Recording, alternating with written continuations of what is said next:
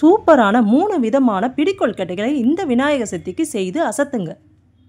நம்ம செய்ய போகிறது அவல் ராகி மாவு பிடிக்கொழுக்கட்டைங்க. இது டேஸ்ட் சூப்பராகவும் ருசியாகவும் இருக்கும். இது எப்படி செய்யலாம் பார்க்கலாம் வாங்க. முதலில் அவல், தேங்காய், ஏலக்காய் மிக்சியில் அரைத்து கொள்ளவும். வெல்லத்தை கரைத்து கொள்ளவும். கரைத்த வெல்லத்தில் அவல், கேழ்வரகு மாவு, தேங்காய், உப்பு சேர்த்து கலந்து நெய் சேர்த்து பிடித்து ஆவியில் வேக வைத்து எடுத்தால் சூப்பரான சுவையான அவல் ராகி மாவு பிடிக்கொழுக்கட்டை ரெடி.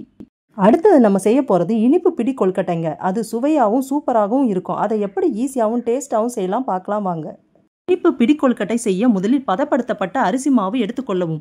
பாசிப்பருப்பு மற்றும் கடலைப்பருப்பை 1 மணி நேரம் வரை ஊற விடவும். பின் கழுவி தண்ணீரை வடிகட்டி வேறு தண்ணீர் ஊற்றி மலர வேக விடவும். பின் வெல்லத்துடன் தண்ணீர் சேர்த்து கொதிக்க விட்டு வெல்லம் கரைந்ததும் இறக்கி வடிகட்டி பின் மீண்டும் கொதிக்க விடவும். பிறகு கொதித்தவும் அரிசி மாவை சிறிது சிறிதாக தூவி கட்டி இல்லாமல் கிளறவும்.